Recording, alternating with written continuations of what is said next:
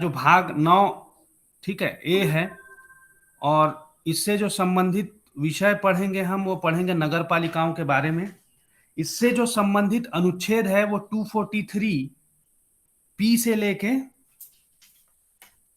ठीक है, जेड जी तक है। 243 जेड जी तक, ठीक। अब इससे संबंधित अनुच्छेद देखिएगा कि 243 पी जो है, ठीक है, ये पी जो है वो परिभाषाओं के बारे में बताता है। उसके बाद जो क्यू है वो नगर पालिकाओं का गठन के बारे में बताता है। आर जो है वो नगर पालिकाओं की संरचना के बारे में बताता है।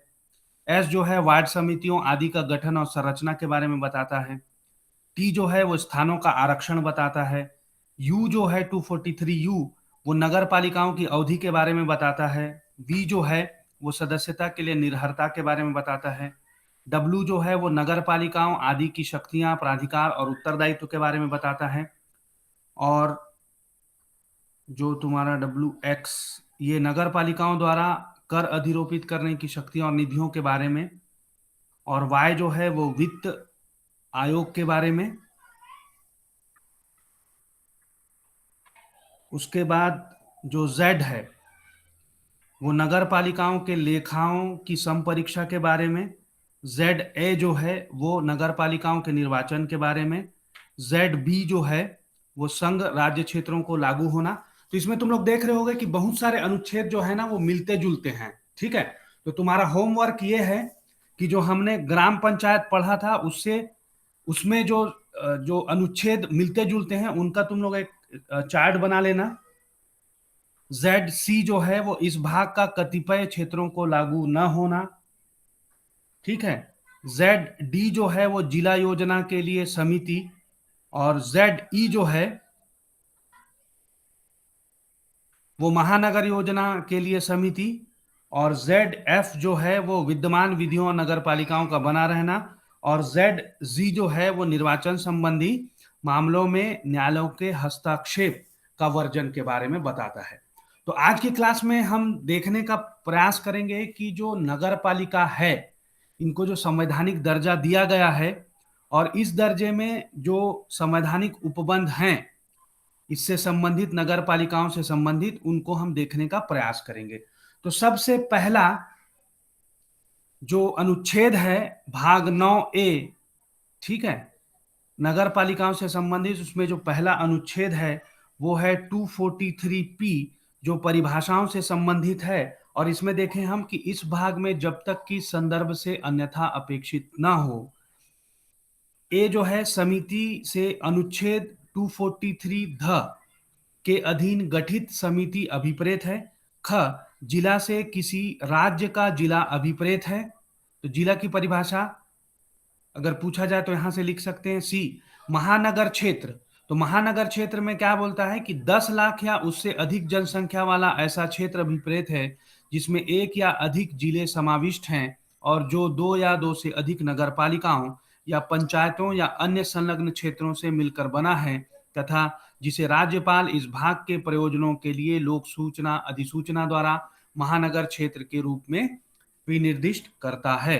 तो महानगर क्षेत्र की परिभाषा अगर तुमसे पूछी जाए तो ये ध्यान में रखना कि 10 लाख या उससे अधिक की जनसंख्या, ठीक है। ये सीआरपीसी में भी तुमको देखने को मिला होगा, है ना, मेट्रोपॉलिटन एरिया जो होता है उसके बारे में बताया गया है। आगे देखते हैं नगर पालिका क्षेत्र। तो नगर पालिका क्षेत्र से राज्यपाल द्वारा अधिसूचित किसी नगर पालिका का प्रादेशिक क्षेत्र अभिप्रेत है। नगर पालिका से अनुच्छेद 243 थ के अधीन गठित स्वायत्त शासन की कोई संस्था अभिप्रेत है, ठीक है। अब बस ये करना कि तुमको, अगर तुमको पंचायत के प्रावधान जो याद हैं और उससे संबंधित जो अनुच्छेद अगर तुमको याद है ना, तो उन्हीं में बस कुछ कुछ शब्दों को जब परिवर्तित करते जाओगे, मतलब उसकी जगह पे रिप्लेस करना है हमको, और ये नगर पालिका से संबंधित जो अनुच्छेद है उनकी परिभाषाएं बनती जाएंगी। और पंचायत से अनुच्छेद 243 बी के अधीन गठित कोई पंचायत अभिप्रेत है। जनसंख्या से ऐसी अंतिम पूर्ववर्ती जनगणना में अभिनिश्चित की गई जनसंख्या अभिप्रेत है जिसके सुसंगत आंकड़े प्रकाशित हो गए हैं। तो अभी अगर तुम लोग कोई जनगणना जो है ठीक है, उसके जब आंकड़े लेते हो तो कौन सी जनगणना के आंकड़े लेते हो, तो पूर्ववर्ती जो है वो क्या है, 2011, है ना।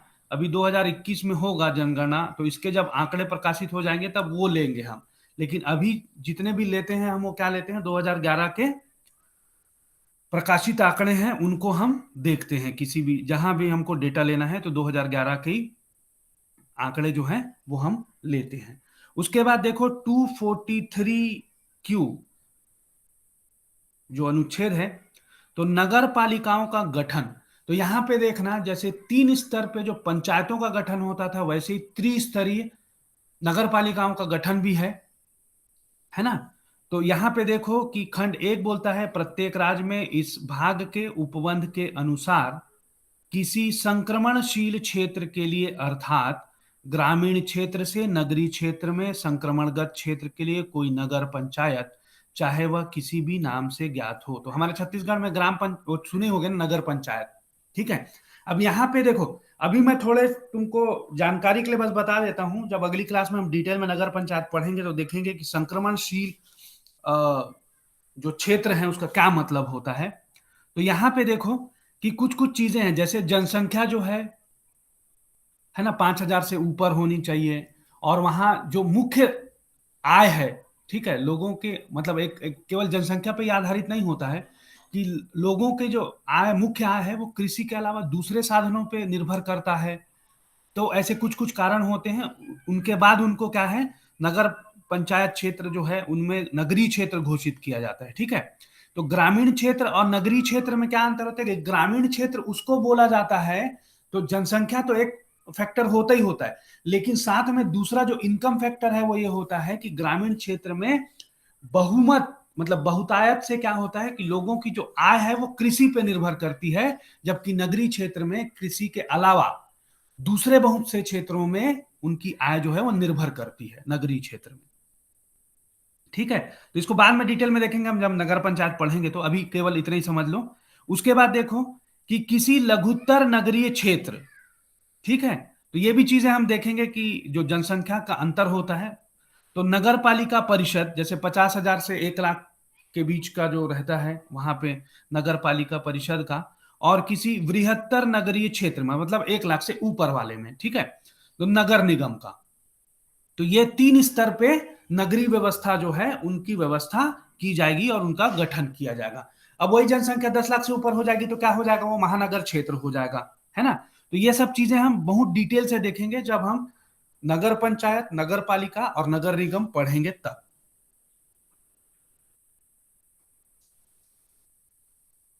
अब देखो कि परंतु इस खंड के अधीन कोई नगर पालिका ऐसे नगरीय क्षेत्र या उसके किसी भाग से गठित नहीं की जा सकेगी जिसे राज्यपाल क्षेत्र के आकार और उस क्षेत्र में किसी औद्योगिक स्थापन द्वारा दी जा रही या दिए जाने के लिए प्रस्तावित नगरपालिका सेवाओं और ऐसी अन्य बातों को जो वह ठीक समझे ध्यान में रखते हुए लोक अधिसूचना द्वारा औद्योगिक नगरी के रूप में विनिर्दिष्ट करेगी। ठीक है,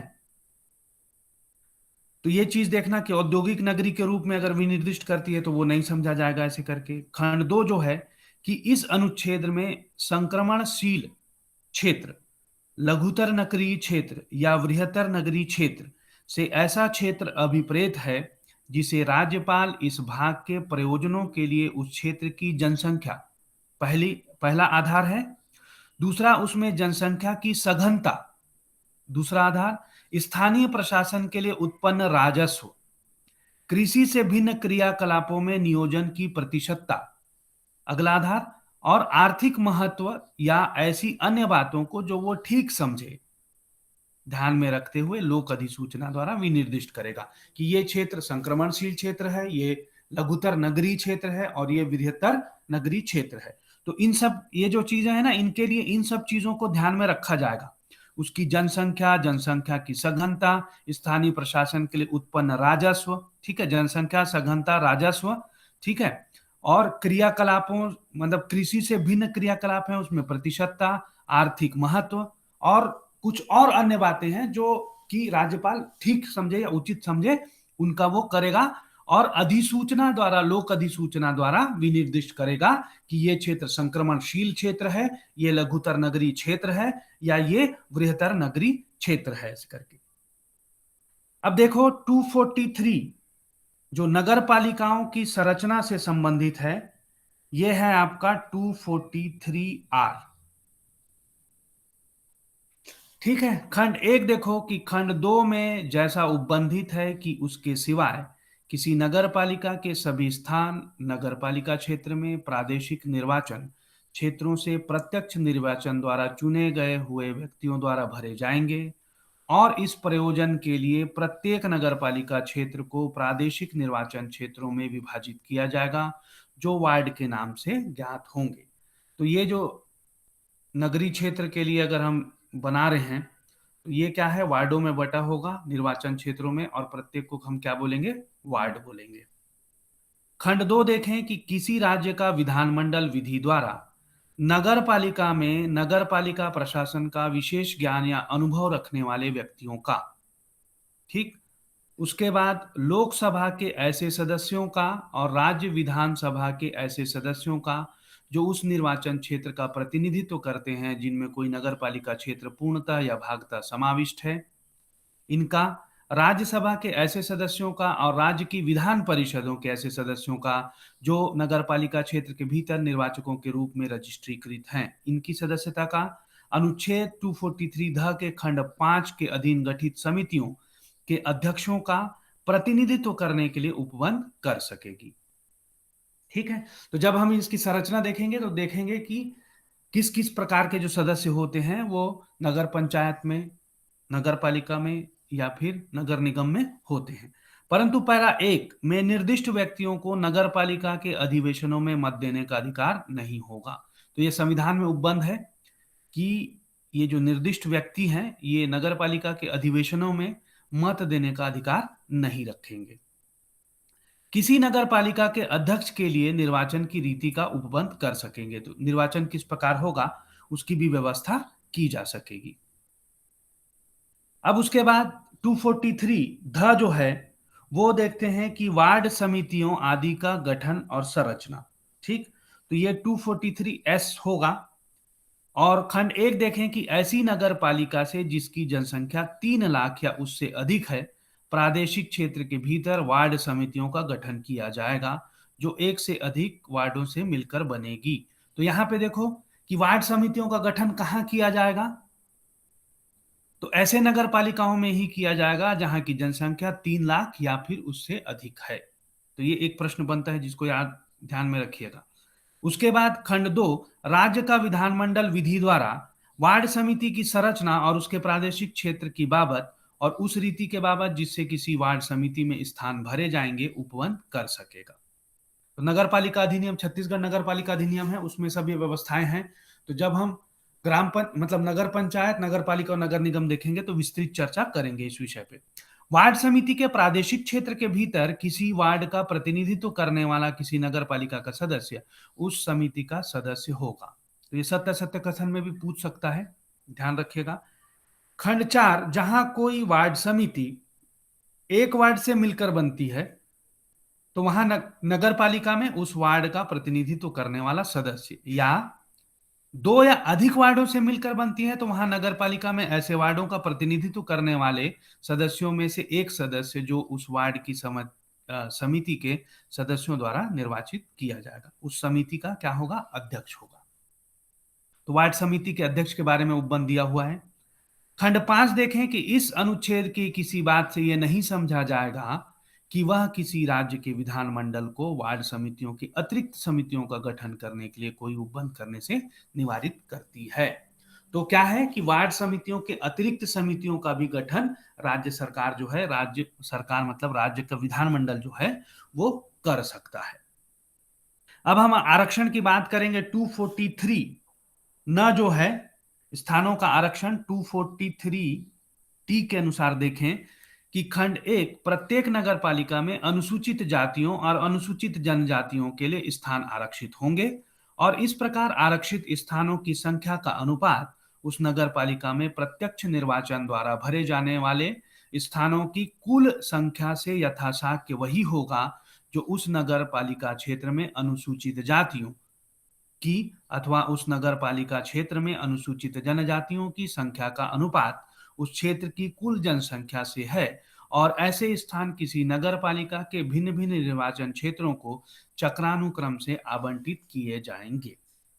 जैसे 100 माने अगर जनसंख्या कुल नगर की, और उसमें अगर 30% एसटी हैं और 20% एससी हैं, तो क्या होगा कि इतने प्रतिशत ही जैसे सीट वहां पे होंगी, तो इतने प्रतिशत में ही उनको रखा जाएगा, और चक्रानुक्रम में मतलब अलग अलग वार्ड में अलग अलग बार जो हैं इनके लिए व्यवस्था की जाएगी। खंड 2 देखें कि खंड 1 के अधीन आरक्षित स्थानों की कुल संख्या से कम 1/3 स्थान यथास्थिति अनुसूचित जातियों और जनजातियों की स्त्रियों के लिए आरक्षित होंगे। तो जैसे 30% जो हैं वो अगर एसटी के लिए हैं, तो यहाँ पे 1/3 जो होगा वो 10% जो है तो एसटी महिला के लिए, और वैसे ही जो 1/3 है वो एससी महिलाओं के लिए आरक्षित होगा।